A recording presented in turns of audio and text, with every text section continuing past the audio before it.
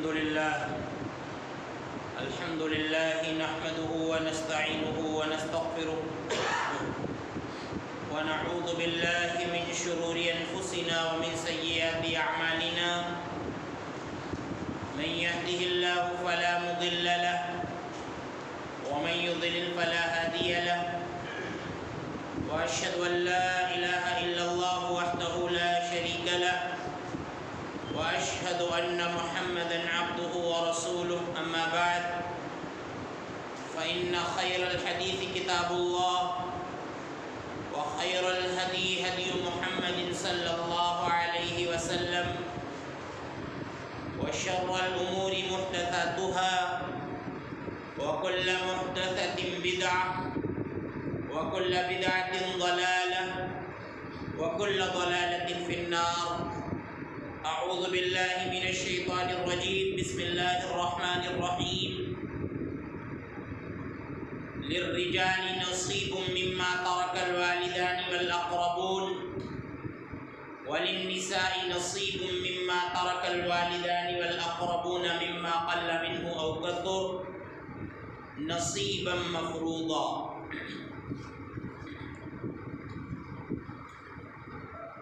معزز اسلامی و دینی بھائیوں، اللہ رب العالمین کے یہاں حقوق کی ادائیگی کی بڑی اہمیت ہے. اللہ رب العالمین نے قرآن کریم کے اندر جن حقوق کا بھی ذکر فرمایا ہے ان کے سلسلے میں اللہ نے یہ تاکید فرمائی ہے کہ ان حقوق کی ادائیگی کی جائے، اور جو لوگ حقوق کی ادائیگی نہیں کرتے ہیں، کسی کا حق مار لیتے ہیں، چاہے وہ جہالت کی بنا پر یا جاننے کے بعد کسی کا حق مار لیتے ہیں، تو ایسے لوگوں کو اللہ رب العالمین نے اپنے کلام کے اندر سخت وعید سنائی ہے. اور حدیث کا جب ہم مطالعہ کرتے ہیں تو معلوم ہوتا ہے کہ اللہ رب العالمین اپنے حق کو تو معاف کر سکتا ہے، لیکن بندوں کا حق اگر ہم نے مارا ہے اور حق مارنے کی حالت میں اگر ہم اللہ رب العالمین کے دربار میں پہنچے ہیں تو جب تک ہم ان بندوں کا حق نہیں دے دیں گے اللہ رب العالمین ہم کو جنت میں داخل نہیں کرے گا. اور اللہ رب العالمین کے یہاں ان حقوق کی ادائیگی کر پانا کوئی آسان کام نہیں ہوگا، کیونکہ بندوں کا حق یہ دنیا میں ادا کر دینا چاہیے. اللہ رب العالمین کے یہاں جا کر پھر اس کی شکل بدل جاتی ہے، اور وہاں پر جا کر ان حقوق کی ادائیگی کرنا یہ کوئی آسان کام نہیں ہے. انسان کی ساری نیکیاں ختم ہو سکتی ہیں، اور پھر نیکیاں جب ختم ہو جائیں گی تو اللہ رب العالمین عہدے کو کھینچ کر ایسے شخص کو جہنم میں جھونک دے گا. لہذا کوئی بھی حق ہو ہمیں اس کی بڑی فکر کرنی چاہیے، اور بالخصوص حقوق العباد جو بندوں کے حق اللہ رب العالمین نے ایک دوسرے پر عائد کیے ہیں ان کی ہمیں بہت زیادہ فکر ہونی چاہیے. خطبہ مسنونہ کے بعد میں نے آپ کے سامنے سورۃ النساء کی ایک آیت تلاوت کی ہے. اللہ رب العالمین اس آیت میں فرماتا ہے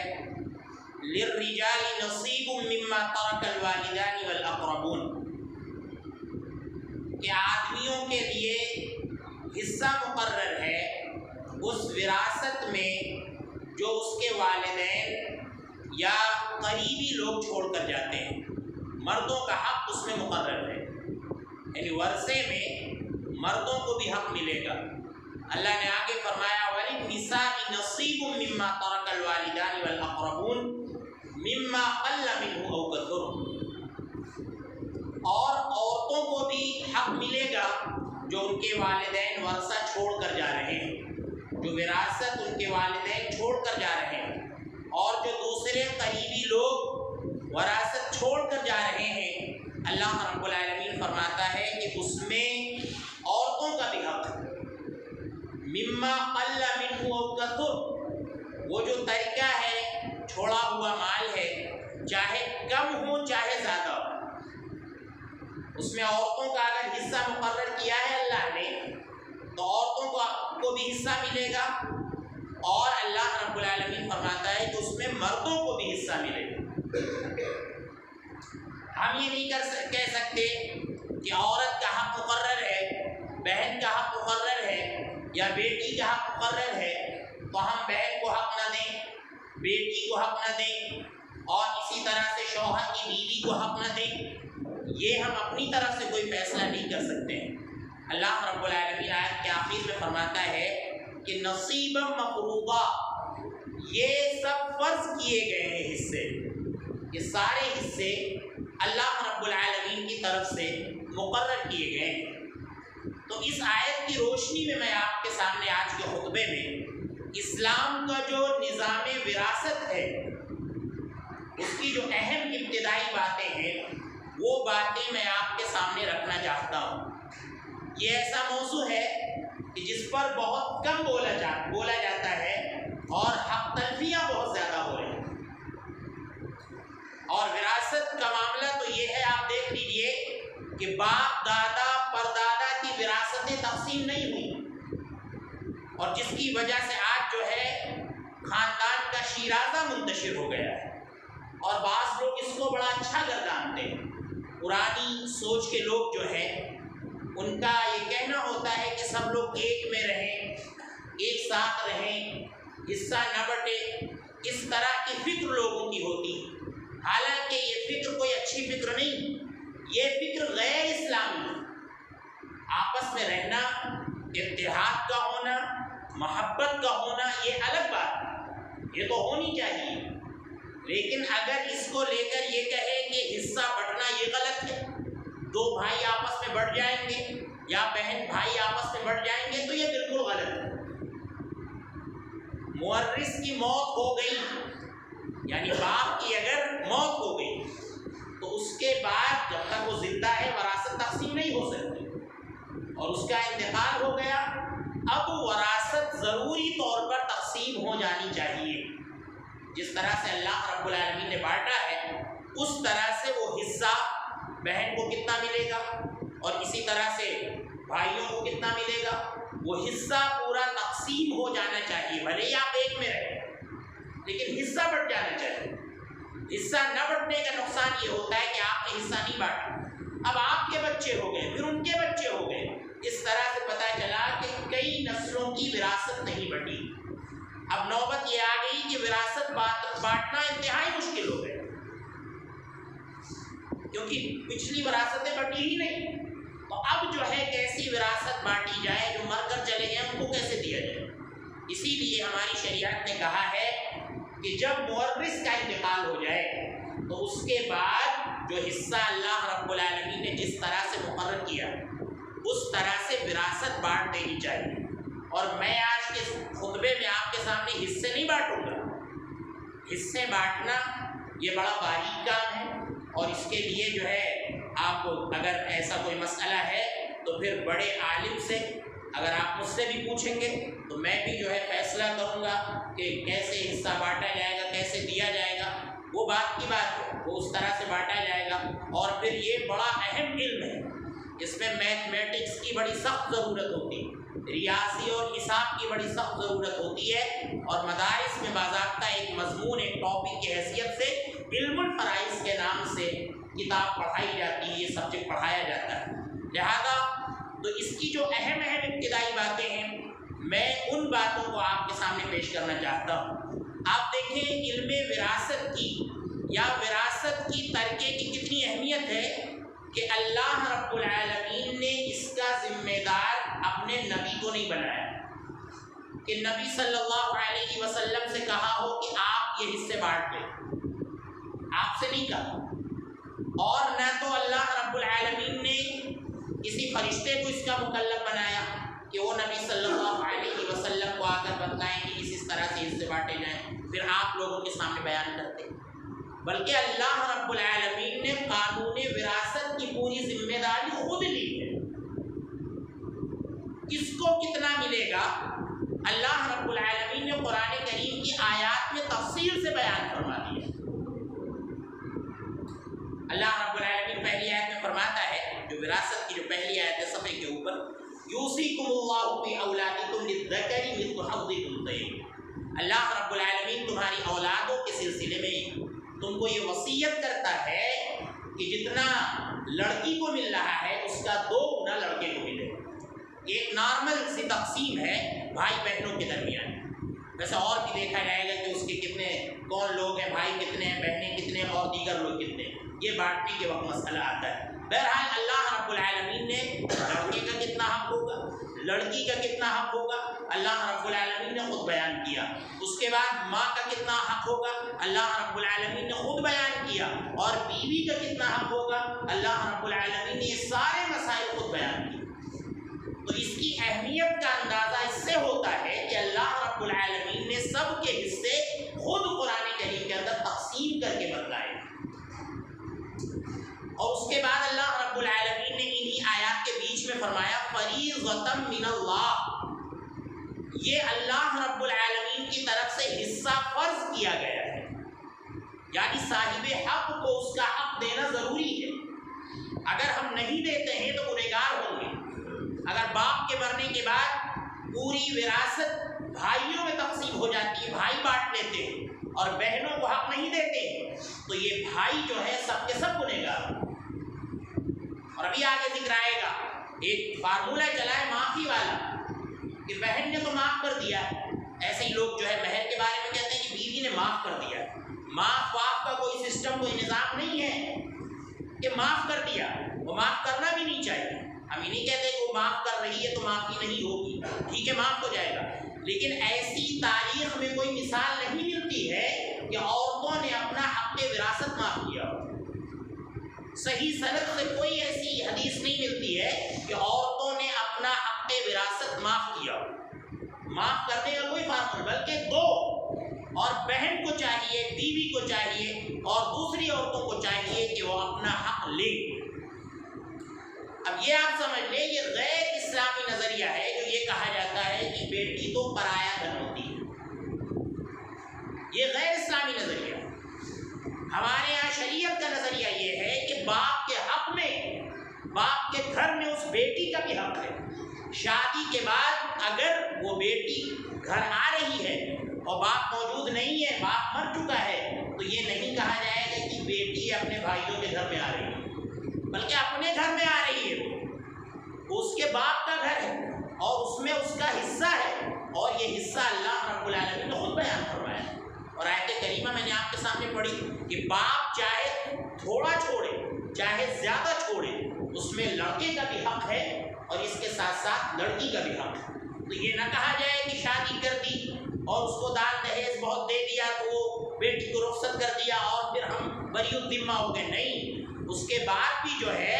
بھائیوں پر حق ہے کہ وہ باپ کی وراثت میں اپنی بہنوں کا بھی حصہ مقرر کریں۔ اس انداز سے اللہ رب العالمین نے حصہ مقرر فرمایا ہے۔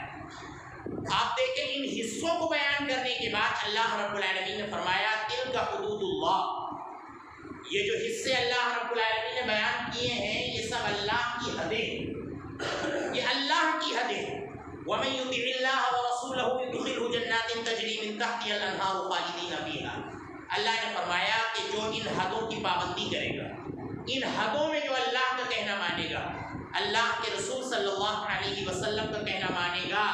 یعنی ان حصوں کو اسی طرح سے بانٹے گا جس طرح سے میں نے بیان کیا ہے، اللہ کہتا ہے تو اللہ رب العالمین ایسے لوگوں کو جنتوں میں داخل کرے گا کہ جن جنتوں کے نیچے سے نہریں جاری ہوں گی۔ اللہ فرماتا ہے یہ بہت بڑی کامیابی ہے۔ اللہ نے فرمایا کہ اگر ان حصوں کو جس نے نہیں بانٹا، جس طرح سے میں نے بانٹ دیا ہے، ان حصوں کو اگر اس طرح سے بانٹا نہیں گیا، اللہ رب العالمین فرماتا ہے وَمَن يَعْصِ اللَّهَ وَرَسُولَهُ وَيَتَعَدَّ حُدُودَهُ يُدْخِلْهُ نَارًا خَالِدًا فِيهَا، کہ جس نے اللہ کے اور اس کے رسول کی نافرمانی کی اور اللہ رب العالمین کی حدوں سے تجاوز کیا، اللہ کی حد کے مطابق اگر کسی نے حصہ نہیں بانٹا، اللہ رب العالمین فرماتا ہے کہ ایسے شخص کو ہمیشہ ہمیش کے لیے جہنم میں ڈالا جائے گا، اور یہ اس کے لیے بہت بڑی رسوائی ہوگی۔ اللہ رب العالمین نے فرمایا اور یہ اس کے لیے بڑا رسوا کن عذاب ہوگا، اللہ اس کو ہمیشہ کے لیے جہنم میں ڈالے گا۔ اب اس کے دو مطلب ہیں، ایک یہ کہ کوئی قانون وراثت کا ہی انکار کر دے، اسلام کے قانون وراثت کا انکار کر دے کہ اسلام کا جو قانون وراثت ہے اس کو نہیں مانتی، تو ایسا شخص تو کافر ہے کیونکہ وہ اللہ کی آیت کا انکار کر رہا ہے، تو وہ ہمیشہ جہنم میں رہے گا۔ اور اگر کوئی مانتا ہے لیکن لاپرواہی کی وجہ سے حق نہیں دے رہا ہے، ان کو تقسیم نہیں کر رہا ہے لاپرواہی کی وجہ سے، یا یہ کہ جہالت کی وجہ سے، اس نے علم فرائض کو جانا ہی نہیں، اس نے وراثت کی اہمیت کو جانا ہی نہیں، اور اس وجہ سے وہ انصاف کے مطابق اگر وراثت تقسیم نہیں کر رہا ہے تو ایسا شخص جو ہے لمبے وقت تک جہنم میں رہے گا۔ جب اللہ رب العالمین اس کے گناہ کو دھو دے گا، اس سخت گناہ کو، تب جا کر اگر وہ ایمان والا تھا تب جا کر اللہ رب العالمین اس کو جنت میں داخل کرے گا۔ بہرحال دونوں صورتوں میں بڑا خطرناک معاملہ ہے وراثت، یہ اللہ کی حدیں ہیں، اور اگر ان کو ہم نے تجاوز کیا، ان کے مطابق ہم نے وراثت نہیں بانٹی، تو آپ سمجھ لیں کہ ہم اللہ رب العالمین کے یہاں پکڑے جائیں گے۔ ایک شخص نے بڑی اچھی بات کہی اور وہ بات ہمیں اچھی لگی، انہوں نے بیان کیا کہ لوگ جو ہے جب دعوت میں جاتے ہیں تو اکثر مسلمان یہ دیکھتے ہیں کہ اس کا کام کیسا ہے، اس کا دھندا کیسا ہے، کہیں اس کا پیسہ ناجائز تو نہیں، تو اچھے پڑھے لکھے لوگ جو ہوتے ہیں وہ دعوت میں شرکت کرنے سے کتراتے ہیں کہ اس کا پیسہ سود کا ہے یا اس کا کاروبار اکثر جو ہے ناجائز ہوتا ہے، ناجائز کاروبار کرتا ہے، تو لوگ جو ہے اس کے یہاں دعوت کھانے میں ذرا پیچھے ہٹتے ہیں، نہیں کھانا چاہتے۔ لوگ یہ تو معلوم کرتے ہیں، یہ تو پوچھتے ہیں، لیکن کوئی یہ نہیں پوچھتا کہ جس کے یہاں دعوت ہم کھانے جا رہے ہیں اس نے اپنی بہن کا حق دے دیا کہ نہیں، باپ کے مرنے کے بعد وراثت انصاف کے ساتھ بانٹ دی کہ نہیں، اپنی بہن کا حق لیے ہوئے بیٹھا ہے، اور کوئی یہ پوچھ نہیں رہا ہے کہ اس نے اپنی بہن کا حق دیا کہ نہیں، بہن کا حق لیے ہوئے بیٹھا ہے، اور پھر ہیلے بہانے یہ کہ بہن نے معاف کر دیا یا اس کی شادی ہو گئی، شادی کے موقع میں ہم نے بہت سا جہیز دے دیا، یہ سب باتیں کہی جاتی ہیں۔ آپ دیکھ لیں کہ وراثت سے کون کب نکلتا ہے، بڑا سخت معاملہ ہے اس کا۔ وراثت سے کوئی آپ نہیں کر سکتا اپنے بیٹے کو کہ نافرمانی کر دی بیٹے نے تو لوگ کہتے ہیں کہ ہم اس کو اپنی جائیداد سے بے دخل کر دیں، بے دخل کا کوئی فارمولہ ہے ہی نہیں۔ ہماری شریعت نے کہا ہے کہ اگر کوئی وارث اپنے مورث کا قاتل ہے تب وہ بے دخل ہوگا، ہماری شریعت اس کو بے دخل کرتی ہے۔ مثال کے طور پر اگر کسی بیٹے نے باپ کو قتل کر دیا تو پھر وراثت میں اس کو کچھ بھی نہیں ملے گا، تب کچھ نہیں ملے گا۔ ہاں نافرمانی کر دی تو پھر یہ باپ کا حق نہیں ہے کہ اپنی زندگی میں جو ہے اس کو بے دخل کر دے، بے دخل نہیں کر سکتا۔ اور اسی طرح سے کوئی مرتد ہو جائے، کوئی اسلام سے پھر جائے، اسلام سے باہر ہو جائے، تو پھر کافر نہ تو مسلمان کا وارث بن سکتا ہے اور مسلمان نہ تو کافر کا وارث بن سکتا ہے۔ یہ صورتیں ہیں کہ وراثت سے کوئی بے دخل ہو گیا، ورنہ یوں ہی ہم کسی کو وراثت سے نکال دیں، بہن کو نہ دیں، تو یہ سمجھ لیں کہ ہم حق مار رہے ہیں۔ اب آپ دیکھیں کسی کا انتقال ہوا، اس کی پراپرٹی ہے، جائیداد ہے، گھر ہے، مال ہے، دولت، ساری چیزیں ہیں، اس کو کہتے ہیں ترکہ، وہ ترکہ ہے اس کا چھوڑا ہوا مال۔ اب آپ دیکھیں جو اس کا ترکہ ہے، ترکے کے معاملے میں ایسا نہیں ہے کہ باپ کا انتقال ہوا تو فوراً جو ہے وراثت بٹنے لگے گی۔ وراثت سے پہلے 3 حقوق عائد ہوتے ہیں مال پہ، جو مال چھوڑ کر گیا ہے مرنے والا، اس میں 3 حقوق ہیں۔ 3 حق کو پورا کرنے کے بعد پھر چوتھے نمبر پر وراثت کا معاملہ آتا ہے۔ پہلا حق یہ ہے کہ جب مورث مر جائے، باپ مر جائے، تو بیٹے کا حق یہ ہے کہ اس کے مال میں سے اس کے لیے تجہیز و تکفین کا انتظام کرے، کفن کا انتظام کرے اس کے بعد سے، اور اسی طرح سے قبر کھودنے کی مزدوری، الغرض جتنا بھی پیسہ آئے گا تجہیز و تکفین میں، یہ سب جو ہے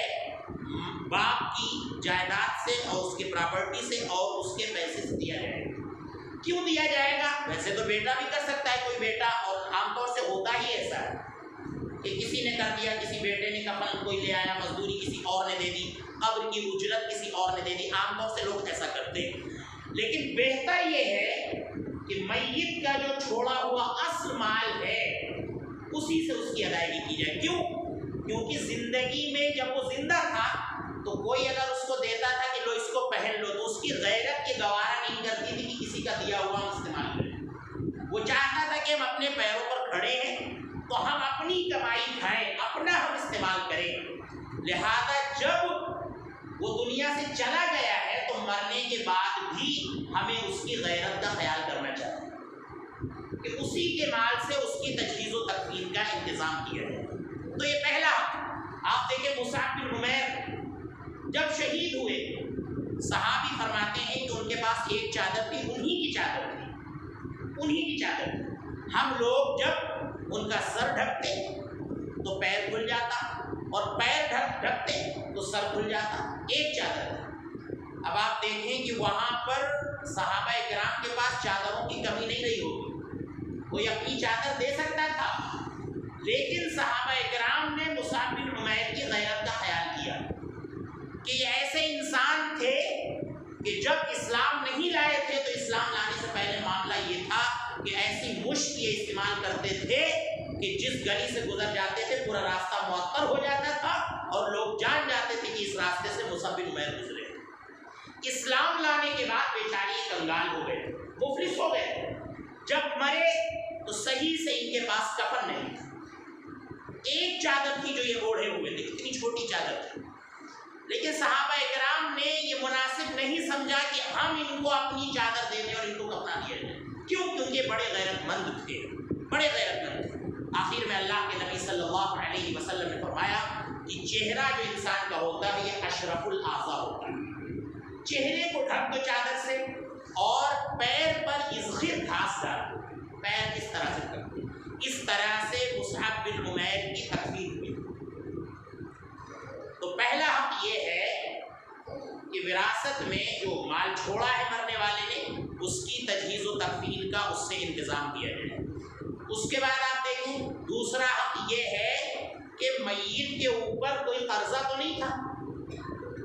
یہ بہت اہم بات ہے۔ ہمارے یہاں یہ ہوتا ہے کہ انتقال ہوا باپ کا، وارثوں میں ہوڑ ہو جاتی ہے، تقسیم کرنے لگتے ہیں لوگ۔ اور آپ دیکھیں کہ عبداللہ ابن زبیر، ان کے والد جب زبیر شہید ہوئے، انتقال ہوا ان کا، تو عبداللہ ابن زبیر نے 4 سال تک وراثت تقسیم نہیں کی، صرف اس وجہ سے کہ کہیں ہمارے والد صاحب کے قرض کا مطالبہ کرنے کہیں نہ کوئی آ جائے۔ اور 4 سال تک یہ حج کے موقع پر اعلان کرتے رہے کہ ہمارے والد پر کسی کا حق تو نہیں ہے، قرض تو نہیں لیا تھا ہمارے والد نے، کیونکہ زبیر جو تھے بڑے سخی تھے اور بڑے امانت دار تھے، تو لوگ ان کے پاس امانتیں رکھا جاتے تھے۔ تو یہ کہتے تھے کہ امانت کا معاملہ بڑا سخت ہے، کیونکہ امانت کا مطلب یہ ہوتا ہے کہ جو سامان آپ دے رہے ہیں اسی سامان کو آپ واپس کریں۔ تو زبیر کہتے تھے کہ ایسا کرو کہ تم یہ مال ہمارے پاس بطور قرض رکھوا دو اور اس کے بعد جب تمہیں ضرورت ہو تو تم ہم سے لے لینا۔ تو یہ بہت کرتے تھے، تو بطور قرض اس کو لے لیا کرتے تھے۔ تو عبداللہ ابن زبیر نے اپنے باپ کی وراثت اس لیے 4 سال تک تقسیم نہیں کی کہ باپ کے قرض کی ادائیگی پورے طور پر ہو جائے۔ اب آپ دیکھیں دوسرے نمبر پر تجہیز و تکفین کے بعد قرض کی ادائیگی کی جائے گی، اور قرض کا معاملہ بڑا سنگین ہے۔ ایک روپیہ کا حساب ہونا چاہیے قرض کے معاملے میں۔ آپ اس کو لکھ کر رکھیں۔ اللہ نے فرمایا یا ایھا الذین آمنوا اذا تداینتم بدین الی اجل مسمى فاکتبوہ، کہ جب تم آپس میں دو لوگ قرض کا معاملہ کرو آپس میں کچھ مدت تک کے لیے، تو اس کو اپنے یہاں ڈائری میں لکھ دیا کرو۔ لکھنے کا فائدہ یہ ہوگا کہ اگر آپ کا انتقال ہو گیا تو آپ کی ڈائری بیٹوں کے ہاتھ لگے گی، تو بیٹوں کو پتہ چل جائے گا کہ ہمارا باپ اتنا قرض لے کر دنیا سے گیا ہے، تو اس کی ادائیگی کر سکتے ہیں۔ اور آپ نے زندگی میں قرض دیا بھی نہیں اور اس کو لکھ کر بھی نہیں گئے ہیں، تو سوچئے کہ آپ قرض کا ذمہ اپنے اوپر لیے دنیا سے ہو سکتے۔ اور بڑا سخت معاملہ ہے۔ اللہ کے نبی نے فرمایا کہ نفس المؤمن معلقۃ بدینہ، کہ مومن کی جان کا معاملہ اس کے قرض کے ساتھ لٹکا رہتا ہے۔ یعنی جب تک قرض کی ادائیگی نہیں ہوگی یا دنیا کے لوگ اس کے قرض کی ادائیگی نہیں کریں گے تو اس کا معاملہ ہی نہیں حل ہوگا، حساب کتاب لٹکا رہے گا جب تک قرض کی ادائیگی نہیں کی جائے، اس لیے قرض کا معاملہ بڑا سخت ہے۔ تو دوسرے نمبر پر قرض کی ادائیگی کی جائے گی اس کے مال سے قرض کی ادائیگی کی جائے گی۔ تیسرے نمبر پر اگر اس نے وصیت کی تھی کہ فلاں کو اتنا مال دے دینا ہماری وراثت میں سے، تو اس وصیت کو پورا کیا جائے گا، وہ وصیت پوری کی جائے گی، وراثت میں سے اتنا جتنا اس نے کہا تھا کسی کو دینے کے لیے اتنا دیا جائے گا۔ یہ تیسرے نمبر پر وصیت پوری کی جائے گی، اور وصیت پوری کرنے کے بعد اب جو مال بچا ہے وہ وراثت کا ہے۔ اب وصیت کے بھی مسائل ہیں، یہاں معاملہ یہ ہوتا ہے لوگوں کو پتہ ہی نہیں، لوگ اپنے وارث کے لیے وصیت کر دیتے ہیں، یعنی مرنے کے بعد لوگوں کو حق ملے گا تو ان کا حق اللہ نے مقرر کر دیا ہے۔ اللہ کے نبی صلی اللہ علیہ وسلم نے فرمایا کہ ان اللہ اعطى كل ذی حق حقہ فلا وصیۃ لوارث، کہ اللہ تعالیٰ نے ہر صاحب حق کو اس کا حق دے دیا ہے، لہذا وارث کے لیے وصیت کرنا جائز ہی نہیں ہے۔ مثال کے طور پر کوئی مر رہا ہے اور مرنے سے پہلے اس کے 3-4 بیٹے تھے، کسی ایک بیٹے کے لیے وہ وصیت کرے کہ اس کو اتنا دے دینا یا اس کو زیادہ دے دینا، جائز ہی نہیں ہے۔ کیوں؟ کیونکہ مرنے کے بعد تو بیٹوں کو خود ملے گا۔ اب اگر کسی بیٹے کے لیے جس کو حق مل رہا ہے مرنے کے بعد اس کے لیے وصیت کر کے جائے تو یہ ناجائز ہے۔ اور بعض لوگوں کے بارے میں آتا ہے کہ وہ اپنی زندگی میں ہی وصیت کر دیتے ہیں وارث کے لیے جن کو حق ملے گا مرنے کے بعد، ان کے لیے وصیت جائز نہیں ہے۔ ہاں کسی اور شخص کے لیے کہ آپ کے مرنے کے بعد ان کا حق اللہ نے مقرر نہیں کیا ہے تو پھر ان کے لیے وصیت کر سکتے ہیں، جن کو حق مل رہا ہے ان کے لیے وصیت کرنا جائز اور درست ہے ہی نہیں۔ اور یہاں لوگ لکھ کر چلے جاتے ہیں فلاں بیٹے کو زیادہ دے دینا، فلاں کو کم دے دینا، ان کو اتنا دے دینا، ان کو اتنا دے دینا، ہم ہوتے ہی نہیں یہ کہنے والے، بلکہ حق جو ہے اللہ نے مقرر کیے۔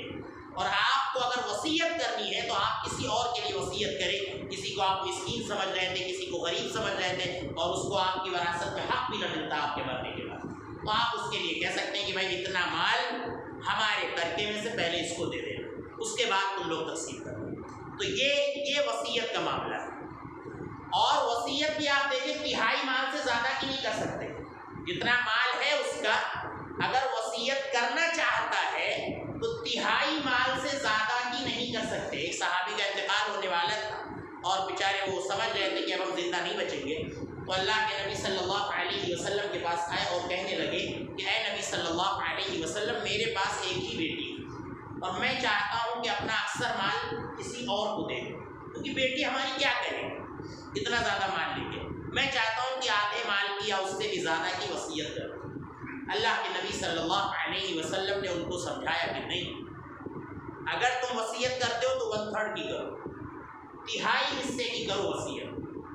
اگر تم کرنا چاہتے ہو۔ اللہ کے نبی نے فرمایا وَالثُّلُثُ كَثِيرٌ، اس تہائی حصے کو بھی میں زیادہ سمجھ رہا ہوں، کیونکہ اپنے ورثہ کے لیے تم زیادہ مال چھوڑ کر جاؤ، یہ تمہارے حق میں بہتر ہے۔ جائے کہ تم دوسروں کے لیے کہہ دو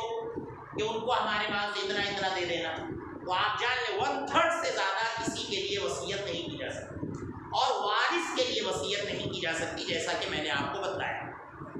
اب اس کے بعد چوتھے نمبر پر اب جو مال بچا ہے تجہیز و تکفین کے بعد، قرض کی ادائیگی کے بعد، وصیت پورا کرنے کے بعد، اب جو اس کا مال بچا ہے اب یہ مال تقسیم ہوگا وراثت میں، اب یہ مال ورثہ میں بٹے گا۔ بہت سی اور ضروری باتیں انشاءاللہ ان کا ذکر آپ کے سامنے اگلے خطبے میں آئے گا۔ اللہ رب العزت ہمیں ان باتوں کو سمجھنے کی اور ان پر عمل کرنے کی توفیق عطا فرمائے۔ اللہ رب العالمین ہمیں وراثت کے مسائل کا دقیق مطالعہ کرنے کی اور ان پر عمل کرنے کی توفیق عطا فرمائے۔ اللہ رب العالمین ہمیں ہر صاحب حق کو اس کا حق دینے کی توفیق عطا فرمائے۔ اللہ جن بھائیوں نے دعا کی گزارش کی ہے ان کی تمام جائز تمناؤں کو قبول فرما، جنہوں نے گزارش نہیں کی ہے ان کی بھی تمام جائز تمناؤں کو قبول فرما۔ اگر وہ بیمار ہیں تو انہیں شفائے کاملہ عاجلہ عطا فرما۔ اللہ ہمارے والدین پر رحم فرما، اللہ ہمارے بوڑھے لوگوں پر رحم فرما، اللہ ہمارے نومولود بچوں پر رحم فرما۔ اللہ فلسطین کے مسلمانوں پر رحم فرما۔ اللہ ہمارے ملک ہندوستان میں جہاں بھی مسلمان بھائی پریشان حال ہیں، انہیں پریشان کیا جا رہا ہے، اللہ ان کی بھرپور مدد فرما۔ اللہ جب تک ہمیں اس دنیا میں رکھ، ایمان کی حالت میں رکھ، جب ہمارا خاتمہ ہو ایمان کی حالت میں ہو۔ آمین وآخر دعوانا